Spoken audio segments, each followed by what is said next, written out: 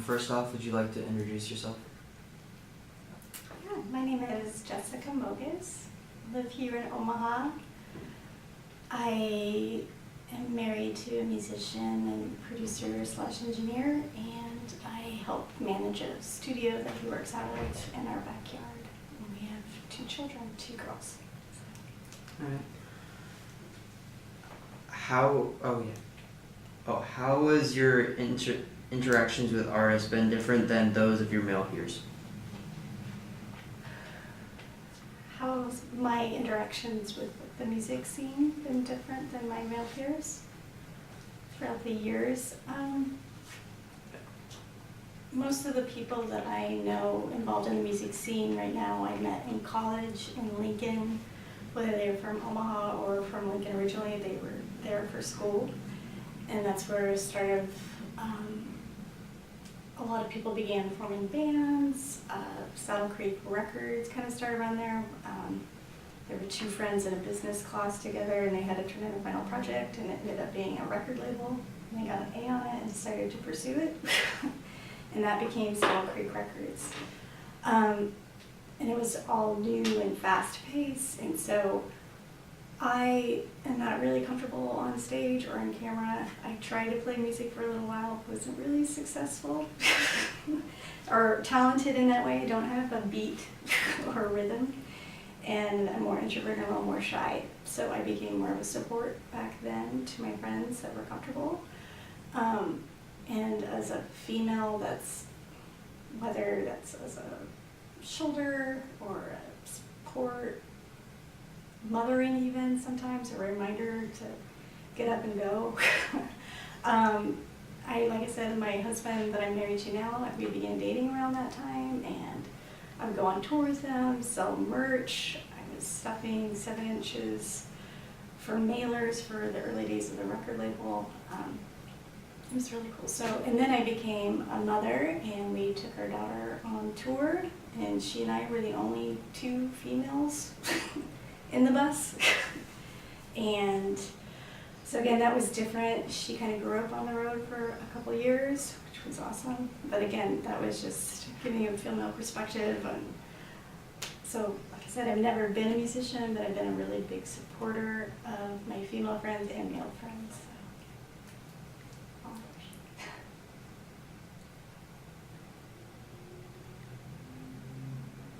Do you feel that female artists in the Omaha scene have changed or evolved?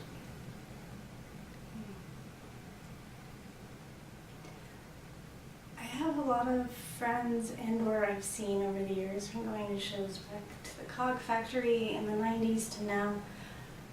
There were a lot of females in the band, but now there's a lot of females leading bands, whether it's Tilling the Wall or Azure became really popular around then. So that's one way I think it's changed, and there's also more women in bands in general. And in our studio, as far as production and engineering, that's typically a really male-dominated profession. We also have a female engineer on staff now, which is awesome. I shouldn't say on staff, she contracts out, but that's really great. So seeing more involvement and more equality.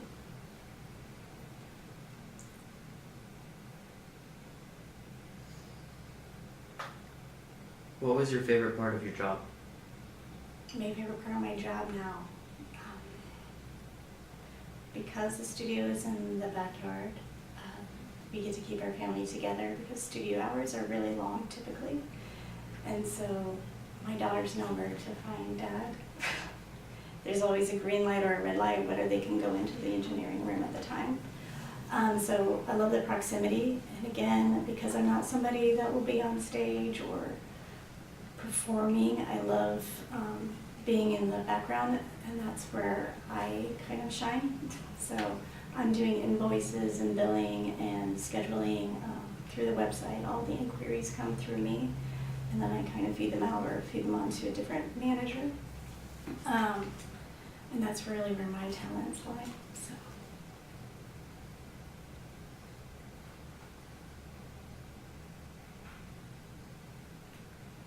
How do you find artists? Is there an effort? How do we find artists? Is there an effort? A lot of inquiries will come through the website or through Facebook. So there's that promotional aspect. My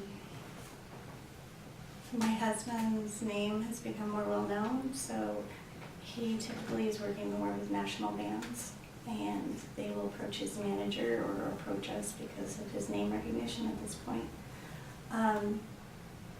But because we're getting older and there's a lot of new music still happening, a lot of talented people, including a lot of women, that are, like I said, becoming more and more involved in the music scene, we have to go out to shows sometimes, and sometimes it's a basement show, sometimes it's a show out in West Omaha, sometimes it's in Des Moines or in Lincoln, and you travel a bit where it's word of mouth and through that. So that's how we kind of find out. It's through word of mouth and for just attending and supporting the local music scene.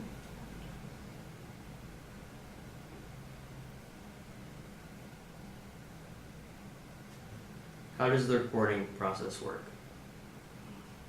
Well, the recording process, as I understand it, because I don't understand it completely, and that's okay because I'm a support, like I said. So we have two options, whether you want to record digitally or to tape. Most studios don't have tape available, and if you're doing tape, it's all live. And some people prefer that because it's more of a retro feel, indoor sound afterwards. So there's two rooms. There's a live studio room where the band is set up, and sometimes there's isolation booths. And then there's the engineering room, and he can talk to the artist through a mic so they can hear him from another room that's all soundproofed. So you always do drums first because they establish the beat of the song. And then you fill in your other musicians and you layer it, and then there's a lot of time where after that there's a lot of mixing. That's sometimes the longest or most complicated part, and that's more on the engineer. And then he'll send those mixes to the clients, or they will be in attendance all together to listen to the mixes, and they will say, this needs to be higher, my guitar needs to be lower, I can't hear the drums. And then the last process would be to master the album, and we don't offer that, but there are mastering studios in Omaha that do. So.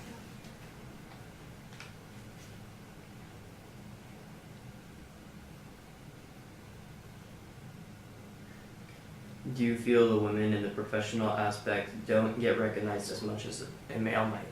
Do I feel women are not as well recognized as males? I think it's getting better. I think it's getting better. Like I mentioned before, I'm seeing more women on stage locally, whether solo acts like CJ Mills is really great. Unfortunately, she's leaving town. Incredibly talented. But I would imagine, especially she's a woman of color, that her finding venues to take her on as a solo artist too, she would probably tell you it's more difficult than a male. And I have friends, female friends that still play locally, and they'll be on a bill. There's 3 bands, and she will always, the next day, give the ratio of men to women on the stage, including or the sound person behind the board too, because that's also somebody that is important to live performance. Anyway, we've only had one female, like I said, come through as an engineer. We have another one that is interning to be an engineer. She's currently she's doing the gear for Omaha Girls Rock. But even Omaha Girls Rock, which is a really great local thing that's happening, has a hard time getting enough female instructors for instruction for the campers.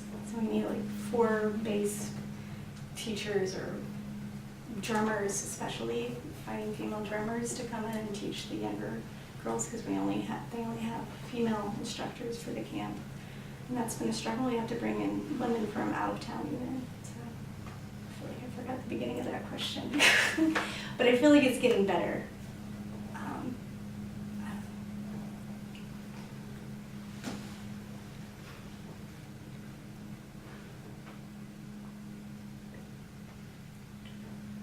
How does working the independent music scene give you opportunities other people may not give you?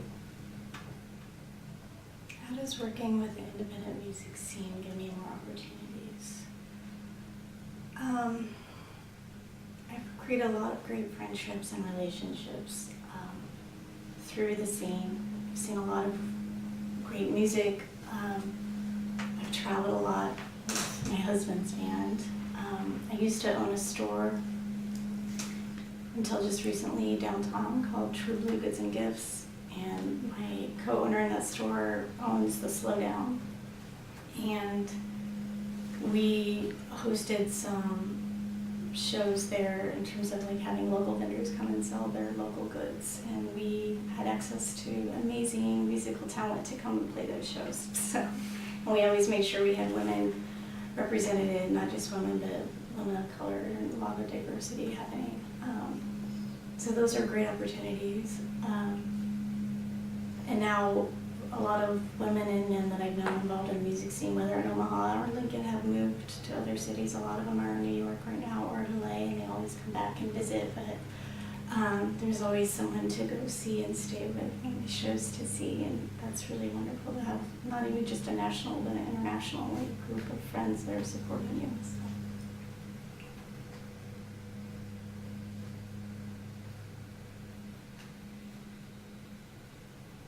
Why Omaha? Why Omaha? That's a loaded question. Like I said, when it all kind of started in Lincoln, I started meeting this group of people, and then they started making really amazing music, and then we all moved to Omaha. My husband and I were living in Lincoln at the time. We had a child. We wanted to move to Omaha and have a home with a studio in the backyard so he could be closer to his family. And we were able to find something right on Dodge Street.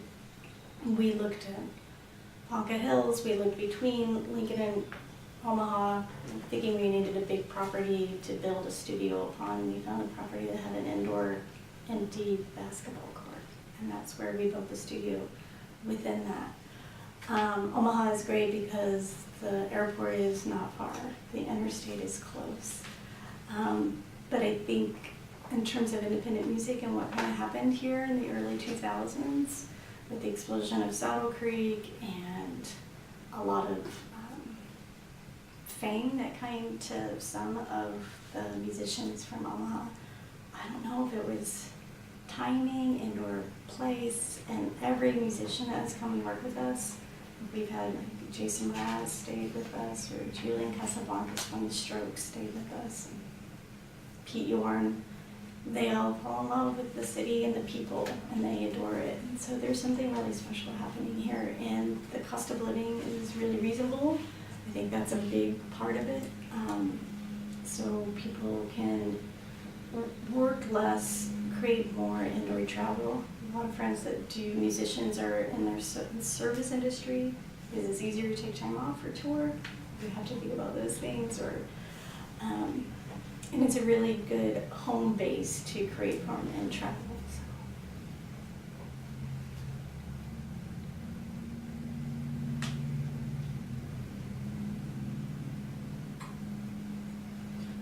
As a woman, what example of obstacles have you overcome?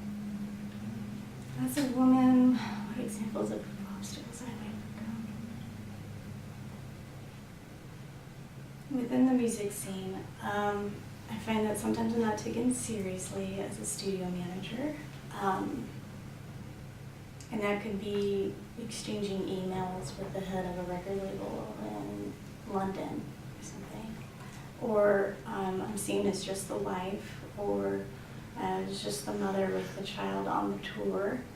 So, and I think it's important for not just my husband, but the other men in the scene too, and women, to realize, for some of my friends, I'm the only non-musical person they know that's not actively playing in a band. And I think it's humbling sometimes to know somebody that is just better at logistics than creativity on that level. I know a lot of great musicians that are really bad at being practical. So they need somebody a support in the background to make sure bills are getting paid, or they're returning a phone call to a venue that wants to book them. And sometimes I know female tour managers, and that's what they do. They say when there's a female tour manager, she's seen as mothering versus really good at being a manager. And that's important. When my husband and I first started dating, he really wanted me to be a part of his band. I tried for 2 shows. And then I bowed out because I was like, I'm not going to be the girlfriend in your band that's not good at playing her part.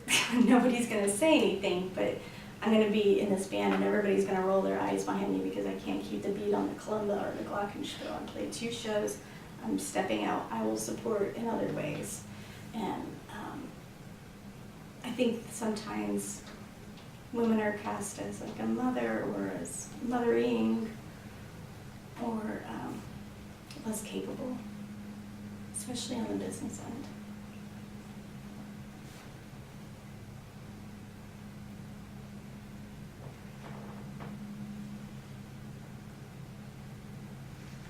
How do you think you have impacted Omaha?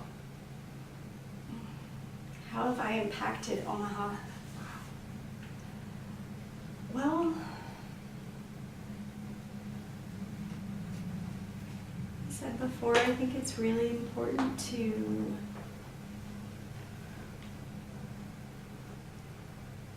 be a woman as part of a studio that's not always a performer. To be a woman as a friend, supporting by going to local shows. I'm not afraid to walk into a venue by myself. I have a lot of friends that can't do that. They have to meet up and walk in together. I feel comfortable doing that. I've encouraged other people to create, to go for their dreams. I know that I was traveling with our infant. We were one of the first couples that even had a child, and then we were taking her on the road, not just in the States, but overseas. A lot of people thought it was amazing. How can you do it? So you just do it. That's how you do it. And now those same friends now have children that they're traveling with on tour, and say that you were the inspiration for that, that it's not as hard as you think, or if you have a husband, wife, set of friends that used to live here in Omaha, and now they live in LA, and they are in a band together as well, so they also take a nanny in the car because they're in a van, not a bus, and when they're performing, their children are with a nanny, and a lot of people said they wouldn't even thought of it or thought that they could be a family and be a traveling or successful musicians. So I think that I've helped with that. I've encouraged people in interns that have been female to keep going, and giving a little support on the side, or even to any intern really, because it's really intimidating to walk in an established studio and start touching some of that gear that's worth thousands of dollars. So I think everybody is capable and supportive, and I guess that's how I probably influenced. It's just to be a support. So.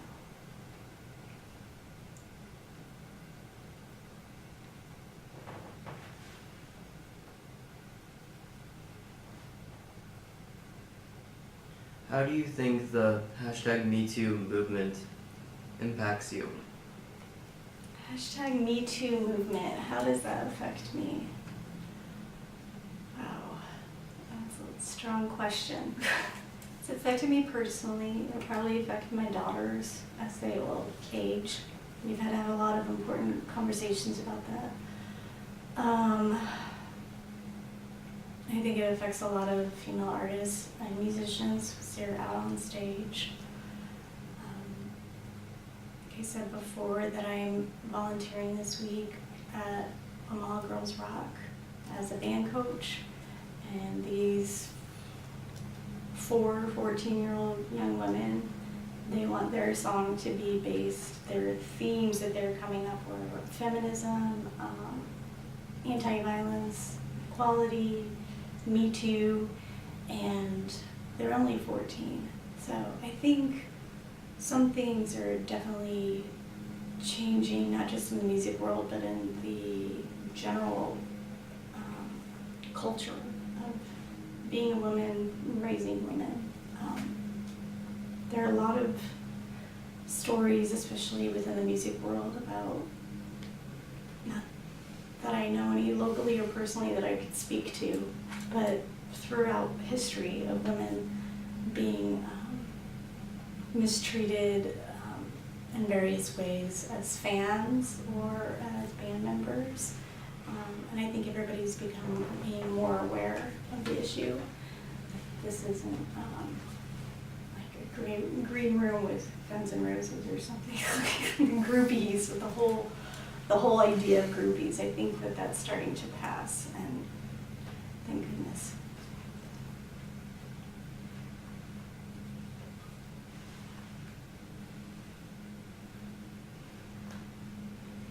How do you think indie treats minority? How do I think indie treats minority, whether it's female or by race or religion, etc., sexuality? I think indie's more accepting than maybe some other music genres, even the genres that would be typically seen as being dominated by diversity, like rap music or whatnot. Omaha, I will say, doesn't have a ton of diversity, and that's frustrating. And the diversity that has been, like CJ, she's moving to another community that maybe she will feel more comfortable in. I think that is still something that is occurring in the Midwest. I think it's different on the coast so far, or even Chicago that I've seen or interacted with. But indie, which is related to punk or like anarchy back in the day. And those are the shows that I started going to, like punk shows and things. Super accepting of everybody as they are. Any of you guys have any questions? I have two, but one of them is, do you think that it's important for like performers to learn the aspects of management and like the business side of music and vice versa, and why do you think that? Do I think performers should learn management skills? I would probably say yes, because I get frustrated sometimes. But knowing a lot of musicians, not just musicians, but artists or writers, and myself being a writer on occasion, I know that it's really hard when you're in the zone, whether it's this creative space. It's hard to describe. You just know when you're there, when you're making music or you're painting or you're drawing or you're writing. It's hard to step out of that and take a break and do things like pay the bills. And I know that it's hard to get back there. And as a mother, I've experienced that too, where I'm in the zone and then I have to step out because the child needs something, or I want to create and go to bed at 8, and to get back into that zone it's 10, and then I'm only creating for 2 hours and it's midnight, and I can't function like that as a person that needs to wake up and be available to children or my own job. I would say yes, I think a lot of musicians and artists have unfortunately been taken advantage of by people because they don't know management skills, or they don't have an awareness of where their money is going or what's being taken care of. So I do like the bookkeeping and all of that for the studio, but I also have an external accountant that I send all that to, because I think it's important to have your checks and balances. But I very rarely have met artists that are really great at both, and that's okay. It's just having an awareness of it. Like the guys that started Saddle Creek, they are really good at the business end. And my husband was part of Saddle Creek. He was one of the guys that was in the business class that created it. Then he realized that he was better at engineering and he created, so he stepped out of Saddle Creek and focused on that full time. He's one exception of like knowing both, but he also knows that he needs somebody to do that bookkeeping and management and take the phone calls and emails and do the scheduling, because when you're being creative or when you're working with a band, the days in the studio is 14 to 16 hours sometimes. Intense, constant. So it's hard to to balance those two things. We really like hearing stories about experiences. So I was wondering if you had any stories about your touring experiences with your family. Sure. Well, I brought one picture. This is one picture. Stella, my oldest daughter, started traveling with us when she was about 3 months old in 2004 for the Vote for Change tour. So this is a picture of her and Bruce Springsteen and my husband hanging out, which was amazing. And so it was with Bruce Springsteen, like R.E.M. was on that tour, so I have pictures of her somewhere with like Michael Stipe. So this is one example of a really great experience, meeting people that are idols or historical, like Neil Young, like hanging out with him in his house, and it was amazing. So beyond just all the wonderful travel opportunities, is being able to, as Bright Eyes opened for a lot of other situations, and they played a lot of political events, and Connor, the singer, is really political and active and a great advocate. So it's been wonderful to be a part of a lot of that.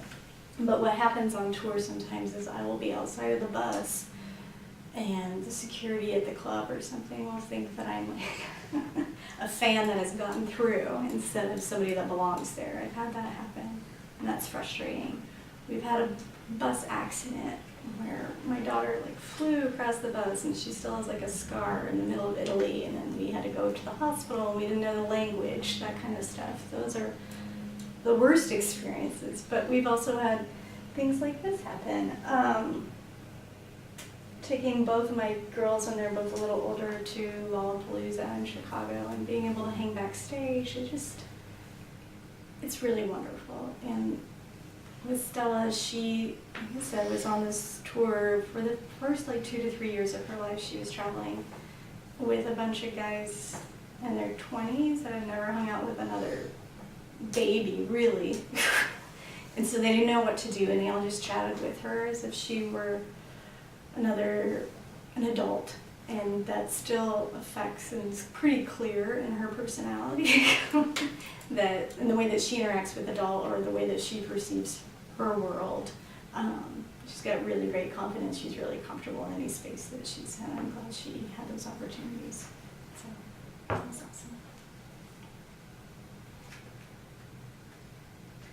So you talked about being a role model for other women who may want to take like their children or their family with them, Sure. and how that was a great opportunity for you. Yeah. Are there other women that you look to as role models or have as mentors who kind of help you navigate? Do I have any mentors? I don't know that I know anybody that's kind of been in the position that I'm in, which isn't all that unique necessarily, with the exception of that most of those roles have been filled by men. And I mean, I was in my late 20s when we had our child, but again, she was one of the first in our group of friends that was born, and everybody was amazed that can happen. Because they were still very much in their early creative periods, and they weren't thinking of marriage or families, etc. So I just kind of fell into the role and proceeded from there. And when I manage the studio now, it's not just book work. We have a guest house there for bands that are from out of town, which